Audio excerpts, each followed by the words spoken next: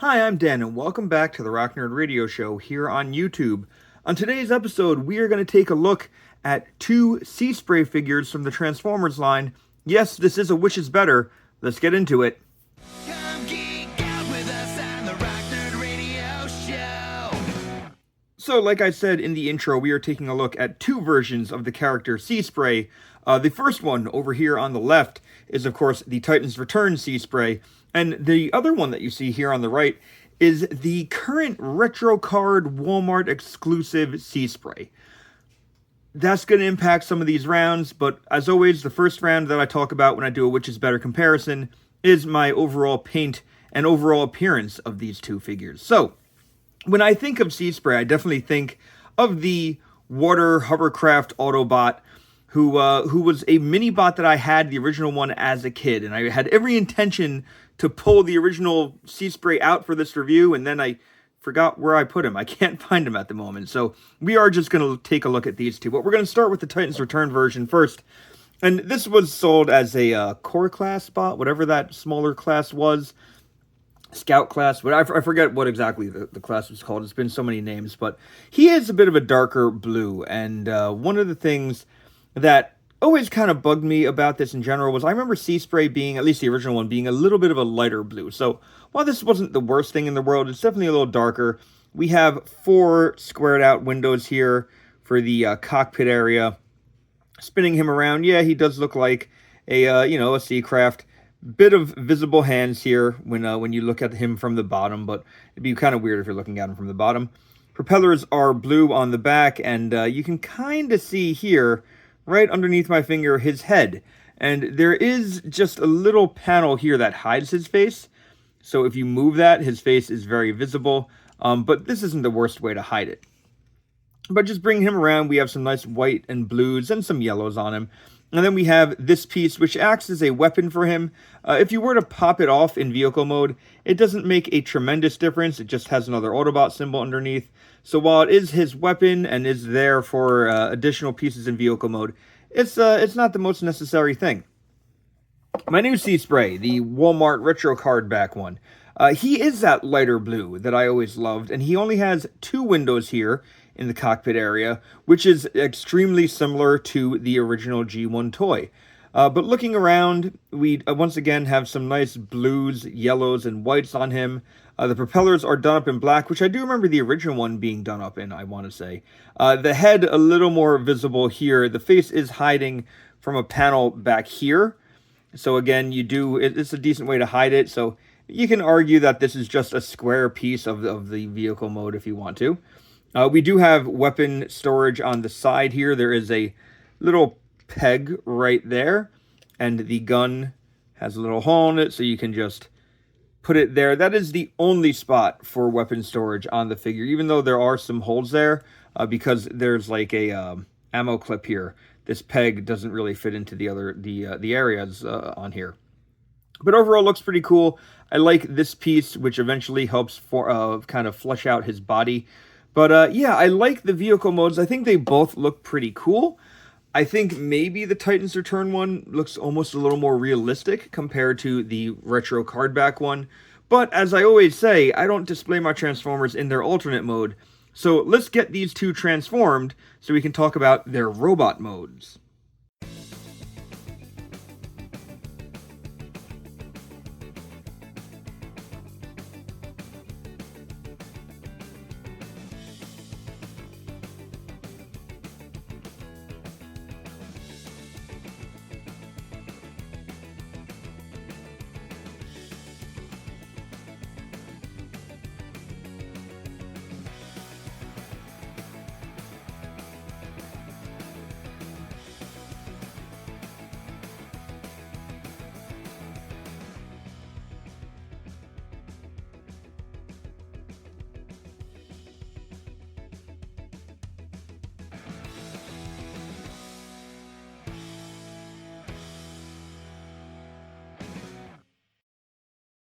So here are my two Seaspray figures in their robot mode, and looking at the Titans Return one first, he's not bad. He looks pretty good. His arms kind of are a little set back, like his shoulders are like more towards his back than his front.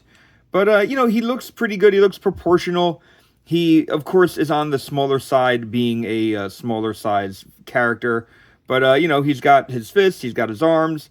He's got pretty much everything you'd want Seaspray to have, except he doesn't have his little, like, pot belly. I always remember Seaspray having a bit of, like, a pot belly, mostly because of the way the vehicle was formed and how he would then, like, transform with it.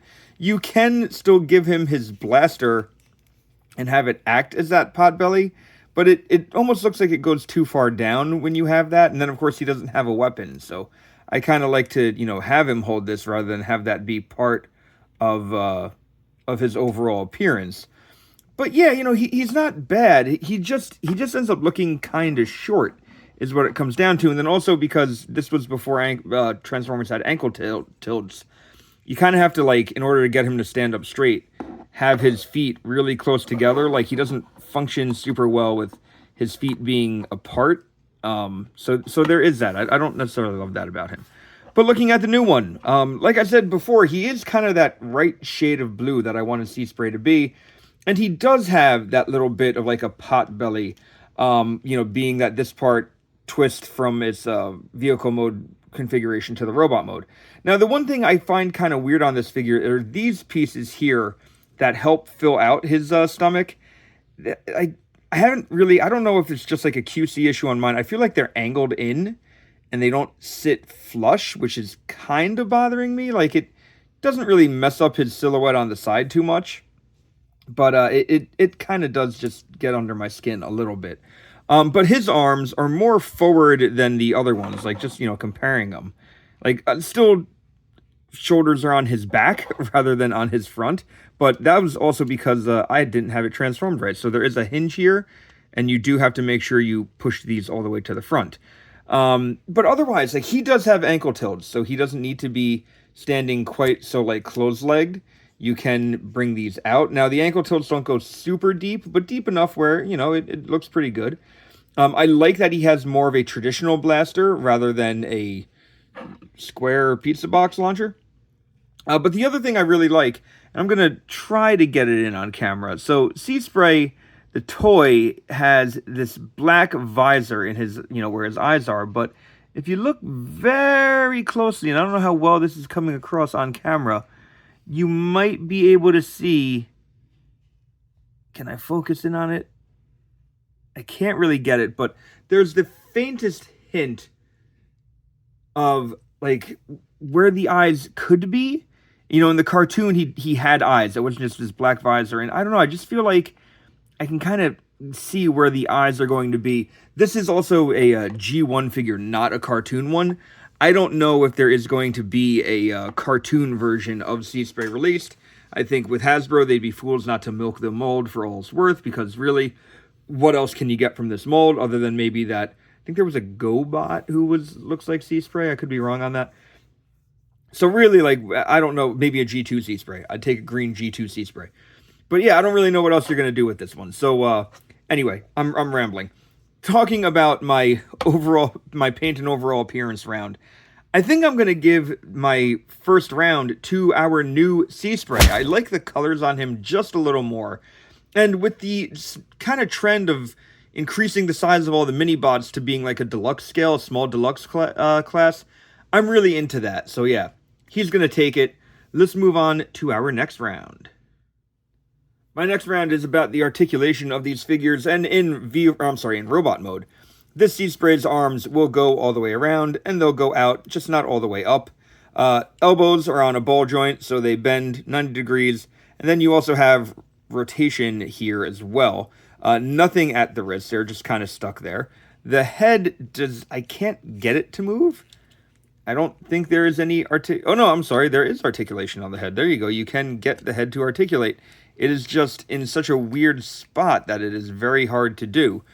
Nothing at the waist in terms of swivel there. Feet are going to kick forward, pretty much straight forward. They can also go backwards, about 90 degrees. They do open up, but not that much. You're only getting there. You do have thigh rotation. I didn't think you did for a second.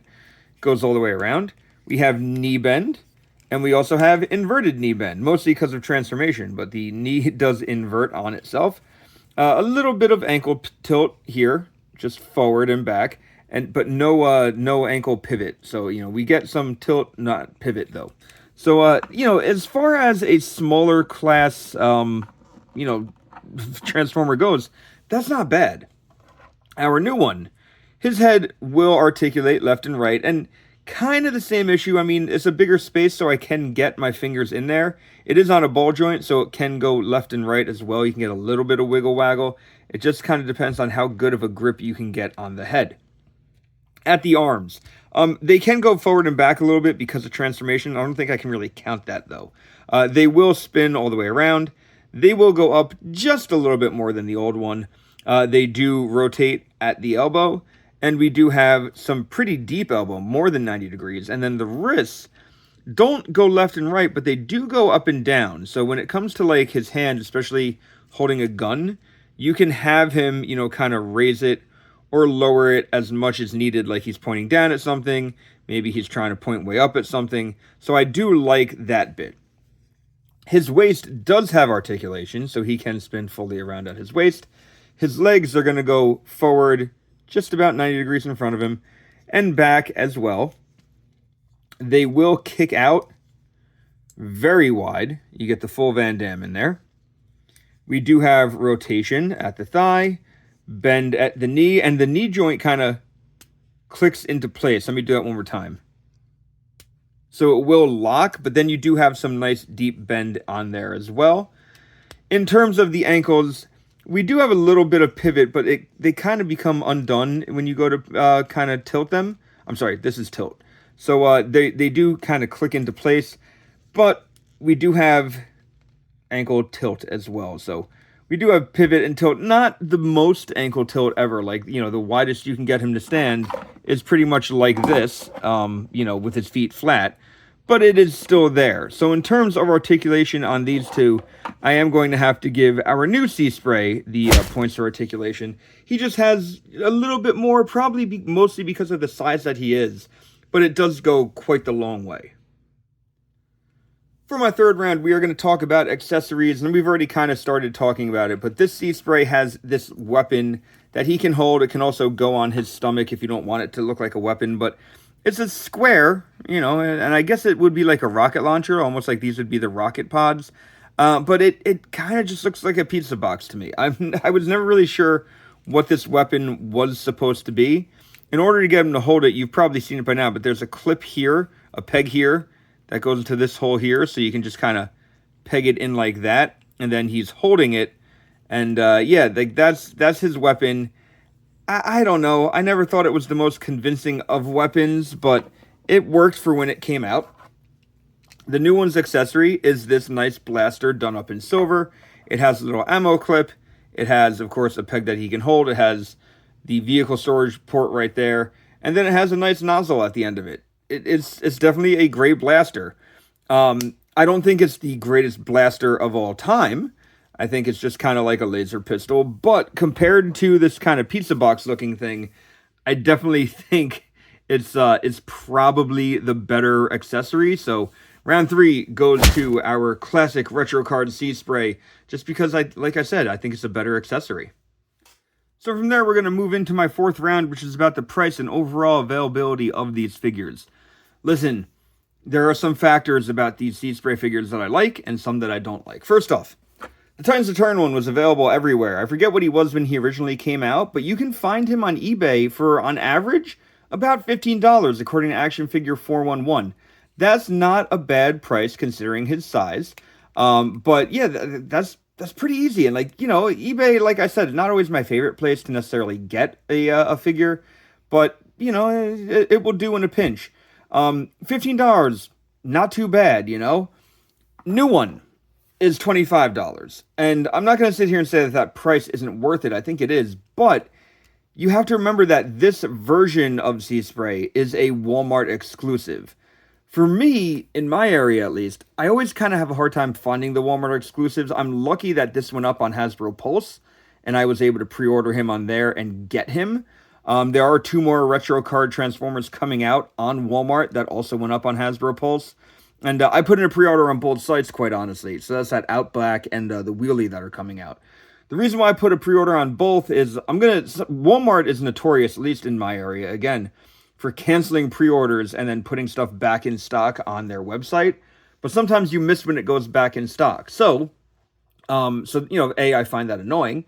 But B, I didn't want to lose out on the pre-order. So, whoever ships first will keep my pre-order and I'll cancel the other ones. Unless they all ship on the same day. But we'll talk about that when those items actually arrive. As I was saying with this Seaspray, $25. It is a $10 difference, but also a Walmart pre-order. Or a Walmart exclusive. Now, a friend of mine did pre-order Seaspray on Walmart. His never got canceled. His arrived. I got mine off Pulse. It, because it's a shared exclusive, I guess. Mine never got canceled, obviously. It arrived.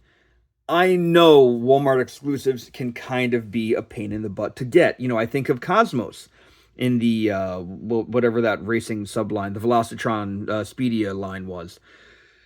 A lot of people had trouble finding Cosmos. They had to wait till he was re-released to get one. That is annoying to me. I really don't think that's fair. I think it's kind of a pain. I'm not the biggest fan of exclusives. So with that said, I'm actually going to give the Titans Return one the point for price and overall availability. I think he's just going to be easier to find if you really want a Seaspray in your collection and aren't necessarily married to the idea of it looking like, the G1 toy or something like that. Probably go on eBay, a couple clicks later, he's going to be showing up at your house. The new one, you may have to hunt for it. Like I said, the Walmarts in my area kind of suck, and I never see the exclusives. Maybe you have different luck in your area, but yeah, Titans Return takes this round. Let's move into our last round, which we'll talk about in just a moment. So my fifth round is about the display compatibility of these figures. I've mentioned it before, pretty much every time I've talked about a mini-bot who's gotten upscaled to that deluxe kind of size and price point. I think it's a really smart way to go. And just to bring in some other mini-bots who have been kind of upscaled, here is Seaspray with our two Seasprays, with the Studio Series Bumblebee, who I honestly think is a little bit short, because he's the same size as his Titans Return one. We're going to bring in Cosmos, and we're going to bring in Beachcomber. Now, I do think that we're looking at a bit of a variety of sizes here, but I think Seaspray is kind of like, I don't know, this part on whatever you would call his hovercraft adds a little bit of height to him. His head really just goes to this spot, which I think is really perfect. And while I don't think Bumblebee is the best size, I do think Seaspray looks pretty good with other Season 2 characters like Beachcomber and Cosmos. And if I wanted to bring in my Earthrise Prime, there we go. Still shorter than Prime. Not super short, unlike the Titans Return one, but, still short-ish. And I know I haven't really shown off this Prime since they announced that there's an official one coming. I really like my Prime that I customized with just one 3D printed part. I don't know if I really want to pay $80 for the official figure, but we'll have that conversation in the future at some point. So with that said, I think our retro card Seaspray just kind of fits better in terms of scale. So I think that's where this round's going to go. In fact, I know where this round's going to go. So round 5 goes to our retro card Seaspray. He's just fitting in better overall, I feel like, with some of these Autobots. So that does it. Our new retro card Seaspray takes the cake on this version of which is better. I really do think he is just a better Seaspray figure. Like I said, I have the original Seaspray somewhere. He was always a character that I truly loved, and this version isn't bad by any stretch of the imagination. I could see people maybe wanting this version overall, especially if you're going to have it stand with Studio Series Bumblebee, because they are very close in size. But if you want something more kind of lined up with the size of Beachcomber and Cosmos and the other mini-bots that we're getting, I completely get that. So let me know your thoughts down in the comments. Do you have a preferred Seaspray? Are you going to keep one over the other? I think you know which one I'm going to put on my shelf, but I would love to know which one you are putting on your shelf. And I'd be very curious to see if Hasbro does put out a version of Seaspray that is more cartoon accurate rather than just toy accurate, because I would love to have that conversation too and compare two versions. Although I'd kind of be annoyed that I'm rebuying another figure that I already own the mold of. But, like I said, decisions I'll have to make when we cross that bridge. Remember, you can always check out the Rock Nerd Radio Show podcast. It is a weekly podcast hosted by myself and my good friend Vinny, where we talk about all types of different pop culture topics. There's bound to be something on there that you are going to enjoy. And like I said, leave a comment down below. Let me know what you think of this Seaspray, and if you have a preferred Seaspray. So until next time, I've been Dan. That's been Seaspray. You've been pretty awesome. I'll see you guys around.